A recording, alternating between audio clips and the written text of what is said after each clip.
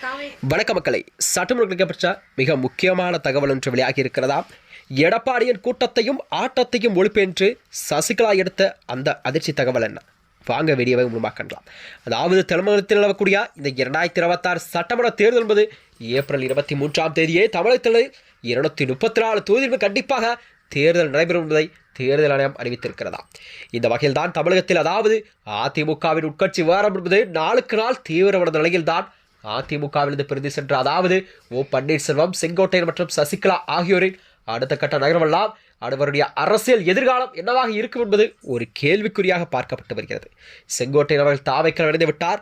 அதைத் தொடர்ந்துதான் ஓ பன்னீர்செல்வம் கூட திமுகவில் தன்னை இணைத்துக் கொண்டார்.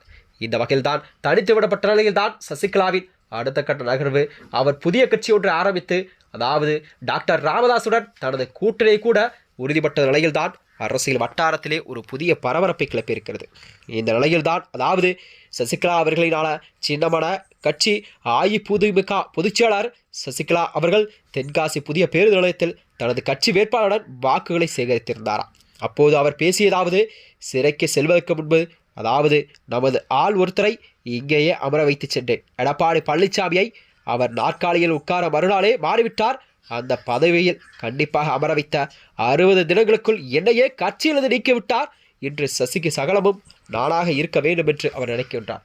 அதனைத் தொடர்ந்தான் அதாவது நான் கொடுத்த அந்த வேலையை அதாவது எடப்பாடி பழனிசாமியை தான் நான் தான் முதலமைச்சர் வேட்பாளராக அறிவிக்கப்பட்டேன் என்று அவர் கூறிய நிலையில் தான் இருவரும் அதாவது 2 மாதம் கூட இல்லாத நிலையில் என்னையே அவர் கட்சியிலிருந்து நீக்கிவிட்டார் என்ற செய்திதான் எனக்கு மிகவும் வருத்தத்தை தருவதாக அவர் கூறியிருக்கிறார்.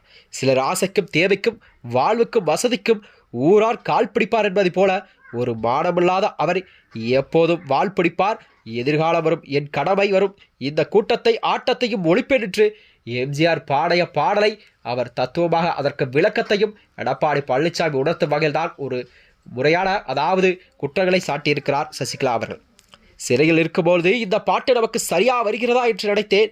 ஆனால் எம்ஜிஆர் நமக்காகவே அன்று பாடி வைத்துள்ள இந்த பாட்டை நான் புரிந்துகொண்டு என்று அவர் கூறியிருக்கிறாராம். தமிழ்நாட்டை பொறுத்தவரை துரோக கூட்டம் என்று ஒன்று இருக்கிறது. அது யார் என்று உங்களுக்கு நன்றாகவே தெரியும். தனக்கு ஆதாயம் வேண்டுமென்றால் தமிழ்நாட்டையே பட்டா போட்டு கொடுத்து விடுவார். எல்லோரையும் ஒன்றிணைக்க வேண்டும் என்ற இடத்தில்தான் அதாவது 10 முறை தோல்வியை சந்தித்திருக்கிறார் எடப்பாடி பழனிசாமி.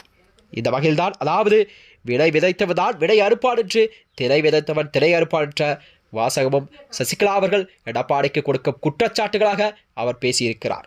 அதாவது இந்த வருகின்ற 2026 சட்டமன்ற தேர்தலில் சசிகலாவின் கட்சியானது ராமதாசுடன் கூட்டணி வைத்த நிலையில்தான் அவர்கள் கண்டிப்பாக எத்தனை தொகுதிகளில் அவர் வெற்றி பெறார் என்ற கேள்விக்குறிதான் தமிழகத்தில் உருவாகி கொண்டு இருக்கிறதா?